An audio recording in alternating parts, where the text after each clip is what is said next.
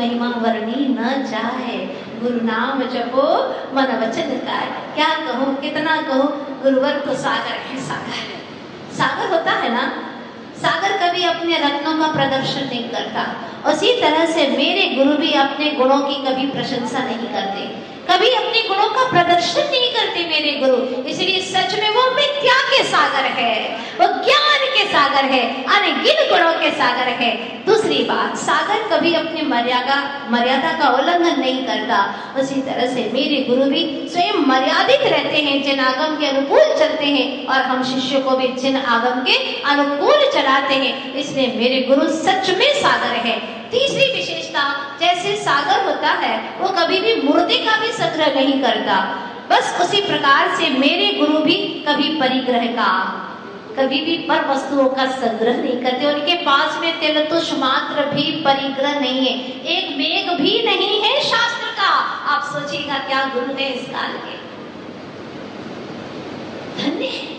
एक शास्त्र का वेग भी नहीं, एक पुस्तक भी नहीं, एक पेंसिल नहीं, कोई परिग्रह नहीं है जिनके पास में। इसीलिए वो सच में विद्या के सागर हैं। जिस प्रकार से सागर उछलता नहीं है नदियों की भांति, अहंकार नहीं करते मेरे गुरुवर भी, उन्हें कभी अहंकार नहीं आता।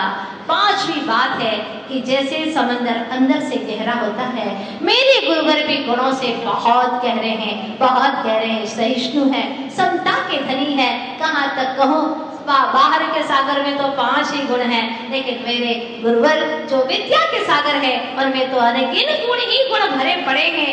उनके लिए मेरे पास में कोई शब्द नहीं है, उसमें तो चुपचाप उनकी भक्ति करना चाहती हूँ। क्योंकि कहा गया है कि नदी की अपनी कोई आशा नहीं होती, नदी की अपनी कोई आशा नहीं होती, लहरों की तट से कोई दिलासा नहीं होती।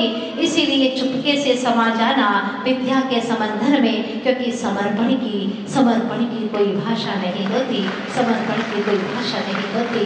बस इतना ही कहना चाहती हूँ। समय तो काफी भाग रहा है और गुरु की महिमा तो हम 5 महीने तक गाएंगे। जिस प्रवचन में गुरु ना आए हमारी जुबान से, तो फिर वो प्रवचन ही कैसा।